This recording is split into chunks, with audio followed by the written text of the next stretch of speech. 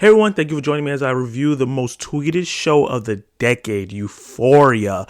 Does it live up to all that conversation that it's generating, or is it shallow as a pond? Let's talk about it today. This is my review is going to be breaking down. If you have living in a box and don't know what Euphoria is, it follows a bunch of high school kids living in Southern California, dealing with the traumas of life that's dealt to them by their parents or loved ones, or being introduced to drugs at an early age. And is led by Zendaya, who plays Rue, a drug addict that just got out of rehab in this first season, and she's trying to cling on to different types of people so she doesn't go back into drugs again. We see that she relapses at the end of season 1, and season 2 picks up the summer after that relapse happens, and she starts spiraling out of control while everybody else around her, a lot of the other main characters that were progressing in season 1, start spiraling down as well. Unfortunately, all these kids have gone through a lot of emotional trauma.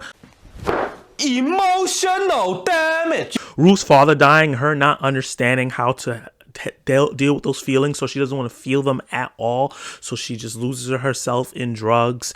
Cassie and Lexi dealing with their father not being dead, but just not wanting to be around, being a drug addict and not be able to be there for them, so they look for love or cut off love in different ways. Nate Jacobs, who has his family there, his whole family is whole, but unfortunately he has a very toxic and disruptive relationship with his father because this is how his father lives his secret lifestyle.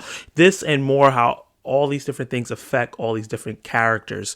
And I'm going to start talking about what I really like about the show. I'm going to talk about the good. First things first, Sam Levinson, the writer, the director, the creator of this show.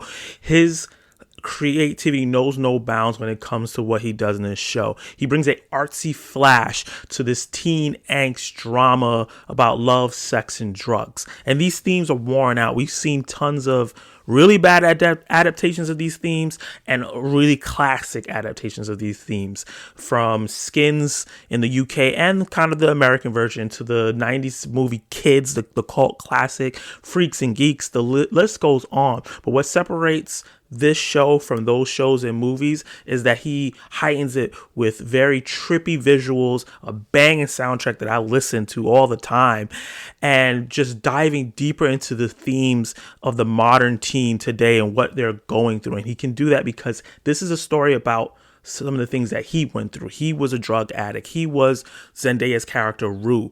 And you can tell by the writing that it's coming from a very real place. And this raw writing, the way he writes these teenagers, makes it feel really authentic. A lot of times when I watch a lot of these shows, I love teen dramas and dramedies and comedies with teens in high school, stuff like that, because it just reminds me of the good old days. A lot of times these kids don't speak the way kids speak these days, but he does a really good job of capturing that really well and also making them speak very eloquently when they need to. And that raw writing brings this show to another level. It grounds it in a way where it doesn't matter how old you are, you can kind of understand who these kids are supposed to be. If you're their age, you're like, yeah, I know someone like that. If you're an adult, you're like, yeah, I've seen kids around like that, or I have a family member like that. So it automatically helps you connect with these characters, and then that's a really good starting point for you to deal with them when they start going down dark paths. The way he uses visual storytelling is almost like a character in his own, with a lot of visual motifs, hints to other things that he's inspired by, trippy visuals that feel like he's in a fantasy world, dreamlike state that maybe makes you feel like you took drugs. And I think that's where this show shines. He took the teen angst drama and combined it with the storytelling of a fantasy movie or show.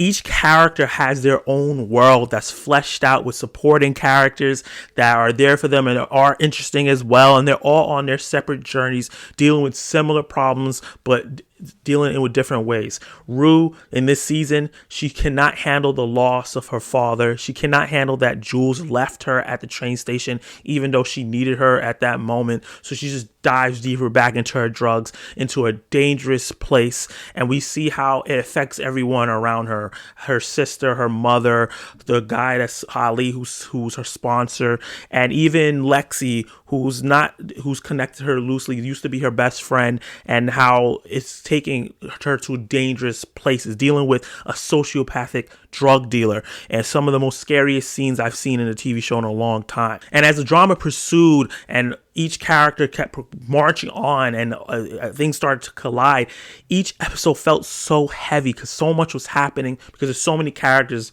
you have to touch on, that at the end you're like, whew, you take a deep breath and you want to talk about it with your friends. This is a really good show to watch weekly. I do not think anyone should binge this show. It's way too heavy. People I've suggested this show to said, I'm gonna just binge it so I could catch up. They watched the first 3-4 episodes and said, yeah, I had to take a break. It's really dark. It's a lot. It is a lot. It's a lot pressing on in that hour. It's a very well-paced show that even with the quieter moments is still very interesting, because you're getting a lot of information and dynamic between each character. And I'm talking a lot about like the characters. I'm moving on from the visual storytelling that Sam Levinson brings into this, because without them, the storytelling and the writing, the score means nothing. And Zendaya as Rue, she was great, really, really good in the first season, but she takes it up to another level, and it's highlighted by episode 5, which is fully focused on her. She's going straight off the deep end. She doesn't have any more drugs. She's having withdrawal, and she's fighting everyone, her mother, her sister, her friends. She's getting into dangerous situations just so she can find that next high, so she doesn't feel this pain anymore, because she either wants to numb the pain or not feel it anymore and die. And it's scary seeing this, and it really gives a lot of insight into what's happening to real life people who are going through these things. Some people that you may judge because you don't know what's going on in their life. And I think this is a good way to show those themes and tell that story. And when I think of season 1, I think that in terms of acting, Zendaya's Rue was like the outstanding character there, and then also Nate Jacobs was another great character as well. But Sydney Sweeney did a fantastic job this season as Cassie. In season 1, she felt like just this ditzy girl that was just fiending for attention, but here we get to deep dive and where that comes from, and she just is a wonderful, chaotic, psychopathic performance here. About how fucking crazy Maddie is, which you can't seem to fucking comprehend. No, what you don't understand, Nate, is I am crazier. That's not something to be fucking proud. While also still being grounded in a way where it shows that she's not really psychopathic. She's just someone that's dealing with a lot of trauma, and she doesn't know how to display it. She wants to be loved, and she's going to do anything she wants to get that feeling. Just like how Rue's chasing that next high, she's chasing that hole that her father left in her, that love, that acceptance. She feels like, he left me.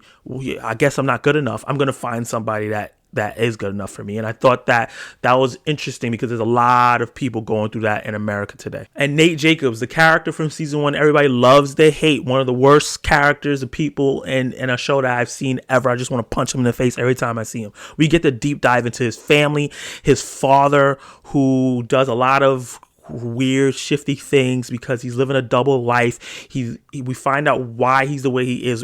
A lot of this season was finding out why these characters the way they were. Season 1 was a lot of like, what the fuck? What? Why are these people like this? Why are these kids doing these things? This season was really deep and diving into it and letting you know, oh, okay, this is a lot of trauma, a lot of things that they're not able to unpack because they're 14, 15, 16-year-old kids, and they're just, trying to have fun and numb the pain. And Nate Jacobs' family is everyone is just doing that, and that's why he's just this cold-hearted person that's just manipulative, because he learns it from his family. And we get a crazy performance from his father that's super memorable. This season is graphic compared to the first season. It's from my memory. A lot of people said the first season was very graphic. I didn't think it was as graphic as this. There's nudity all over the place, and there's some serious violence going on when it comes to characters like Fez, who's one of my favorite characters in the show. We get a little bit more from him. In season 1, he was kind of just Rue's drug dealer who kind of cared about her, but we get more character development, a little bit more world building for his life, and we get to see why he's in the predicament he's in. He's not choosing to be a drug dealer just it's because of the cards that was dealt with him and his brother Ashtray.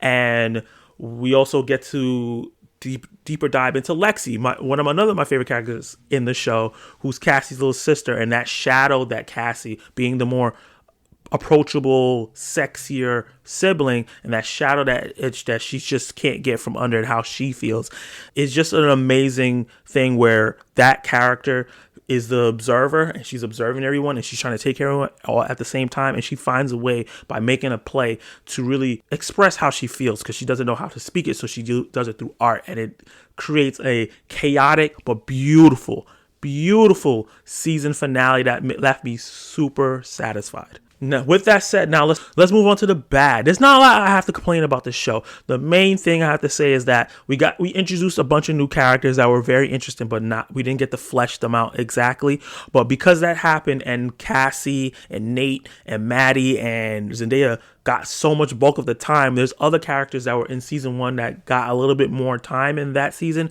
They gets pushed to the side, and it's very egregious when you talk about someone like Kat, who was one of my favorite characters in season 1. I really liked her storyline. It gets shoved completely to the side. She becomes a cheerleader for Maddie, basically, and does some weird things that feels off character.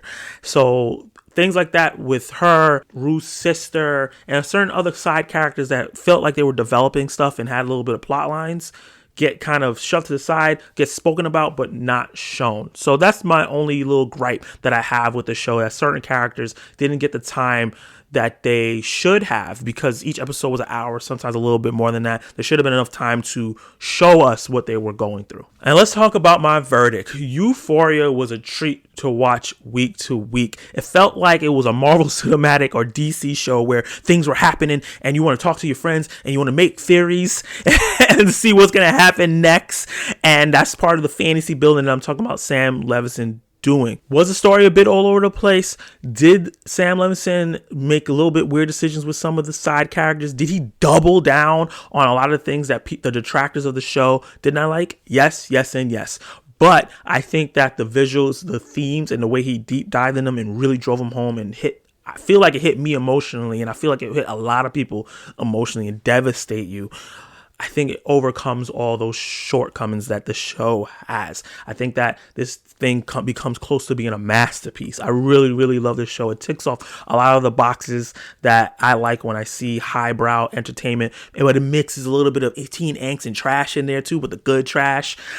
But it's not for everyone. There's going to be a lot of people that can't handle the nudity, the graphic nature of the show, some of the artsy parts of it, and just want to get straight to the point, or feel like these characters are written unbelievable. But I think if you really sit down and think about it, these characters are very believable, but it's just a dramatization so we can be entertained. With that said, I'm going to give this season 2 of Euphoria an A. Let me know what you think about Euphoria in the comments down below. Tell me who your favorite character is and who you relate to the most. Like the video if you appreciate my review. Subscribe to the channel because it really helps. Hit that notification bell so you can be notified of more of my videos and you can actually watch more right now.